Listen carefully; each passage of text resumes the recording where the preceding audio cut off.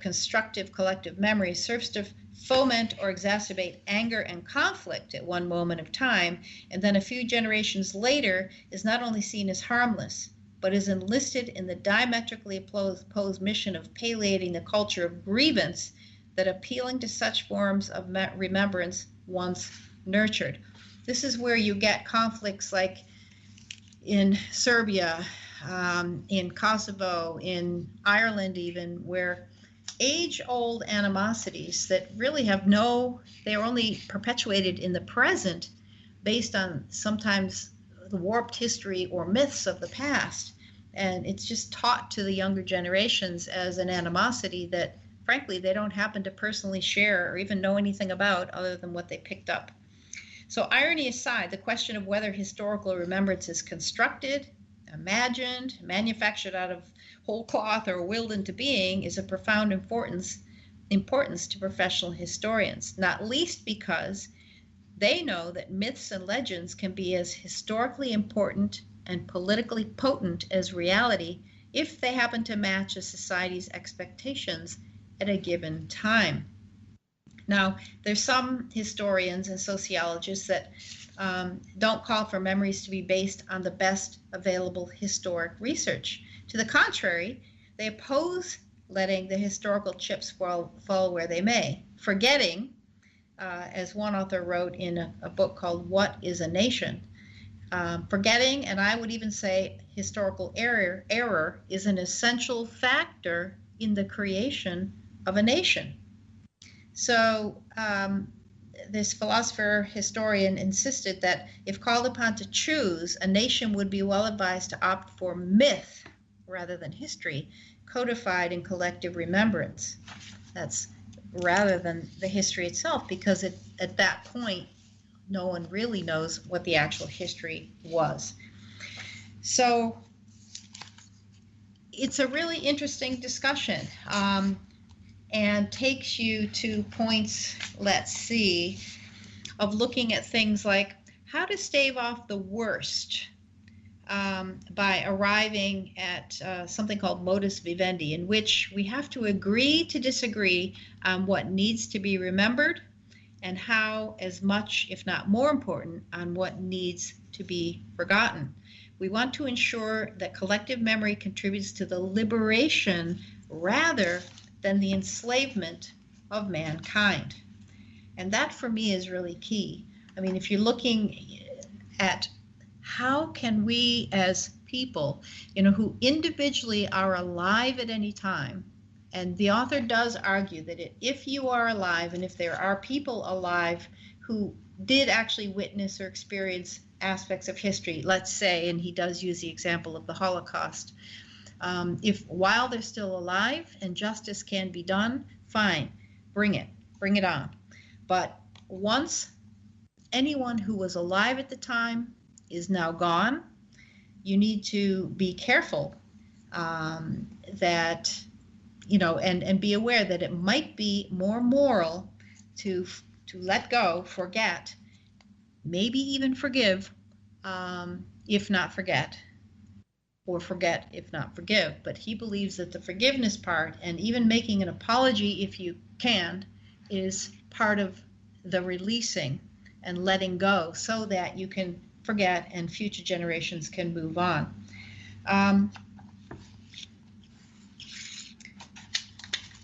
So just to kind of pull it all together at the end here, he does say that collective memory functions as an escape and an ideal, providing a moral warrant for nostalgia, an extremely problematic emotion ethically, not least because, to reverse Freud's conclusion about mourning, deference to reality never gains the day. So he talks about the dictatorship of nostalgia and how nostalgia, and if you look at some of how leaders from the past and even in the present will pull elements of the past, a better time in the past, or great things happening in their country in the past, they pull it into the present to use for their own political means. So let's see. As we wind down here, what's interesting in what's happening nowadays is that, if I can find the right page for this, he talks about the fact that nowadays governments and even social movements are looking to the past and not just glorifying what they believed were victorious or triumphant kind of achievements. Rather, they're looking at things like what we did wrong,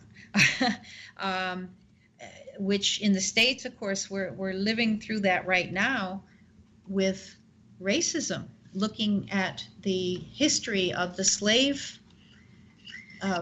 movement and race relations or institutionalized racism. Maybe it's the treatment of indigenous people, the Native Americans here in the U.S. After World War II, of course, it was the internment of the Japanese and subsequent reparations. So what's now become a popular thing to do is not to focus on the so-called triumphant, but the hand-wringing negatives, things that we got wrong, and that is perceived to be more moral in the remembering of them than these other types of events. So just to wrap up the author's perspective, he says, and in fact it's articulated in a poem called The End and the Beginning, those who knew what was going on here must make way for those who know little, and less than little, and finally as little as nothing. Of course, he's referring to the future, people who didn't live these events. In the grass that is overgrown causes and effects, someone must be stretched out with blades of grass in his mouth, gazing at the clouds. Reality demands we also state the following: life goes on. So what's articulated in both poems is the ethical imperative of forgetting so that life can go on as it must. For everything must end, including the work or the history of mourning and the memory of wounds. So, as they used to say in Ireland, long after the quarrel has stopped making any sense, the memory of the grudge endures. Those who insist on the centrality of forgiveness are right up to a point, but forgiving is not enough because it can never escape its own contingency. Forgetting is the only vengeance and the only forgiveness. But without at least the option of forgetting, we would be wounded monsters, unforgiving and unforgiven, and assuming that we've been paying attention, inconsolable. So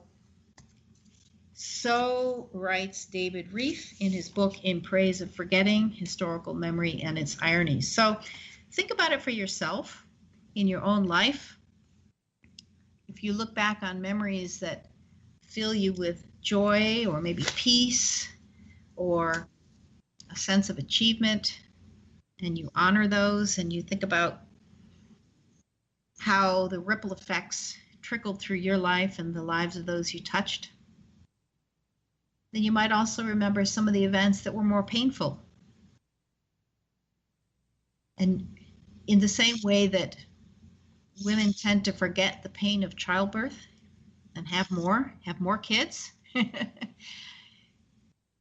there might be memories that sort of are a little cloudy. They're being forgotten, or they have been forgotten in your repertoire of past events, partly because it's too painful to hang on to them, but partly because ultimately human beings are hardwired for goodness and kindness, and we want to remember the good. We want to have a daily life of good and pleasant things. So if that's what forgetting gets us, is that the more higher moral ground than remembering?